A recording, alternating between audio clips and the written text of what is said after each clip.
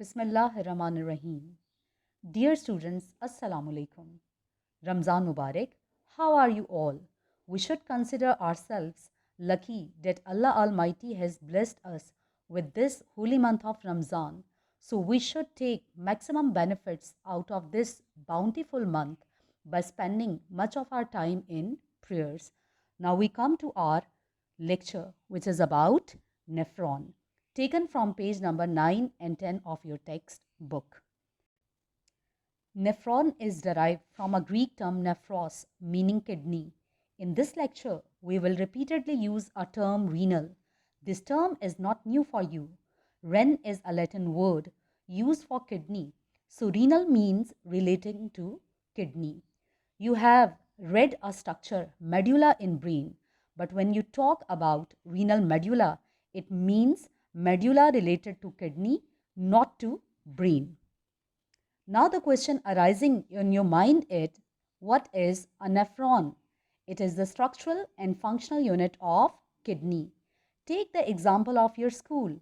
It comprises of classrooms, offices, staff rooms, etc. But the main functional unit where teaching has been done is your classroom.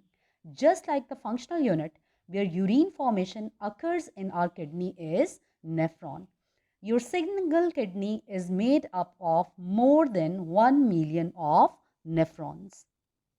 If we talk about the parts of nephron, it consists of two parts, renal corpuscles and renal tubule. The renal corpuscle, it is further divided into glomerulus, the red structure shown in this figure, whereas Bowman capsule is the blue C-shaped structure. Renal tubule. Tubule means little tube. It is made up of three parts. The proximal convoluted tubule shown with orange color. The yellow color Henle's loop, which is further made up of descending and ascending limb. And the last part is distal convoluted tubule shown with green color in this figure. We will later discuss their structure in detail. Do you remember that your circulatory system, it consists of heart, blood vessels and blood. The blood vessels which carry blood away from heart are known as arteries. You can remember them from A. A for away, A for arteries. Whereas the blood vessels which take blood towards heart are known as veins. As you can see in this figure that the red colored arteries are divided into arterioles, which divided into the linking vessels called capillaries. The capillaries join to form blue venules, and the venules they finally make veins. Renal corpuscle, the first part of nephron, it is made up of glomerulus and Bowman's capsule. Glomerulus is actually a network of blood capillaries formed by the repeated division of afferent arteriole. The glomerular capillaries join to form efferent arteriole. In this figure, you can see the diameter of afferent arteriole is larger than efferent arteriole. The terms afferent and efferent are new for you, but they are very simple to remember. Afferent is a Latin term which means bring towards. It can be remembered by preposition at, A for afferent and T for towards. Whereas efferent is a Latin term which means carrying out. You can remember it by EE. E for efferent, E for exit. So it means afferent arteriole is the arteriole which carries blood towards glomerulus, whereas the blood leaves glomerulus through efferent arteriole. The next part is renal corpuscle. It is the cup-shaped structure shown in this figure by yellow color, and it surrounds the glomerulus. The next part of nephron is renal tubule. Tubule means little tube. It is The tubular part, which starts after Bowman's capsule, it is further made up of three parts. Proximal convoluted tubule. Proximal means lies near to renal corpuscle. Convoluted means coiled. It is highly coiled to increase the surface area for reabsorption of useful materials.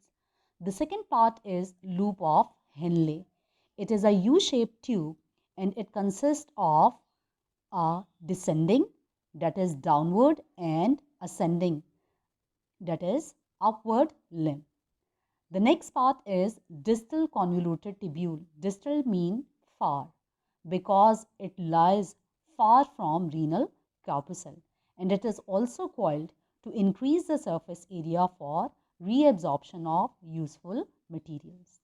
Now, if we discuss the location of nephron from this figure, it is very clear that majority of the nephron, it lies in renal cortex, whereas only the loop of Henle lies in renal medulla. Human excretory system consists of a pair of kidneys. Its longitudinal section shows it consists of renal cortex and renal medulla. As we zoom into renal cortex, it shows the presence of a million of nephrons, which consists of glomerulus, Bowman's capsule, proximal convoluted tubule, loop of Henle, and distal convoluted tubule, which opens into collecting duct. Majority portion of nephron lies in cortex, whereas loop of Henle lies in medulla. Each nephron has a Bowman's capsule, which is a cup-shaped structure. It surrounds a network of capillaries called glomerulus. The blood enters glomerulus through efferent arteriole and exit through efferent arteriole having a smaller diameter. Glomerulus and Bowman's capsule are collectively called Malpighian body or renal corpuscle. Bowman's capsule leads into proximal convoluted tubule made up of villi and microvilli for the reabsorption of useful materials into blood. Proximal convoluted tubule opens into loop of Henle, consisting of a descending lymph and an ascending lymph, which opens into highly coiled distal convoluted tubule, which finally opens into collecting duct. Blood flow to nephron. From the heart, oxygenated blood enters aorta and then into two kidneys through two renal arteries. Each renal artery divides into many smaller arteries which ultimately divide to form afferent arteriole. Afferent arteriole having larger diameter makes glomerulus. The glomerular capillaries join to form efferent arteriole, which subsequently divides to form peritubular capillaries, that is, the network of capillaries surrounding renal tubule.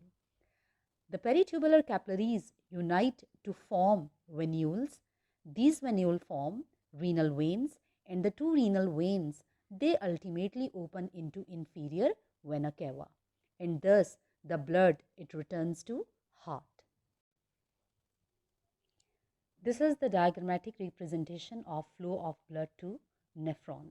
Each kidney is supplied by a single renal artery which arises from its respective site of aorta. It enters the kidney from hilus and divides into many smaller arteries.